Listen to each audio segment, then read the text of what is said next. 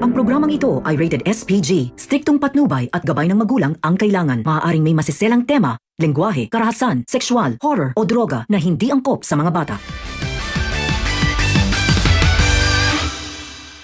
Sa pangalawang pagkakataon nga ay nagustuhan nga nila Sir Gob at Margaret ang batchoy sa buko nitong si Tata. At agad nga iyon ipapadagdag ni Sir Gob bilang bagong putahe sa kanilang restaurant. Dahil nga sa sinabi ngayon ni Sir Gob ay natuwa itong si Tata at si Francis at agad nga nitong inaya si Tata na sumabay na sa kanila sa pagkain. Samantala dahil nga sa alagad ni Vivian sa mansyon ng Palma ay malalaman nitong si Vivian ang planong pakikipagkita ni James dito kay Tata.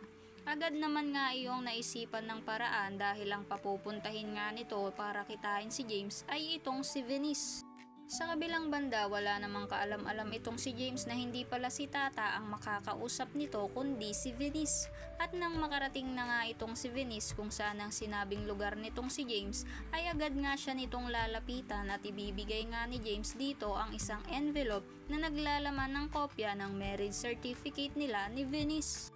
At pagkasabi nga nito dito na dapat maibigay nito kay Francis iyon ay hindi na makakapagpigil itong si Venice at pagpupunit-punitin nito ang papel na hawak niya at sasabihin nito kay James na napakawalang iya daw nito at pati daw siya ay nagawang traitor rin nitong si James.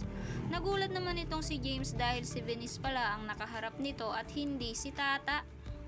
Sabay sulpot naman ng Mami Vivian at Ate Sugar nitong si Venice at sinabihan itong si James na wag na daw itong makialam pa sa plano nila para kay Francis. At dahil nga sa walang balak talaga ipalam ng mga ito ang katotohanan kay Francis ay agad-agad ngang umalis itong si James dahil siya na lang daw ang pupunta kay Francis at sasabihin nito dito ang totoo. Dahil nga sa sinabi ngayon ni James ay matataranta itong sila Vivian at nasabi ng mga ito na sa oras daw na masabi nitong si James ang totoo kay Francis ay mababaliwala lahat ng pinaghirapan ng mga ito. Kaya agad namang nakaisip ng paraan itong si Vivian at supangay nga ito sa kanyang sasakyan at pinaharurot nga nito iyon at binangga nga nito si James habang pabalik na ito ng kanyang sasakyan. At sa paggising nga nitong si James ay nasa isang mental hospital na ito. At dito nga ay galit na sumisigaw ito na mga hayop daw itong sila Vivian at Venice at pag nakawala daw siya doon ay humanda daw ang mga ito dito. Kaya naman kung nagustuhan mo ang video na ito ay huwag mo namang kalimutang i-like and don't forget to subscribe. Thanks for watching. Bye-bye!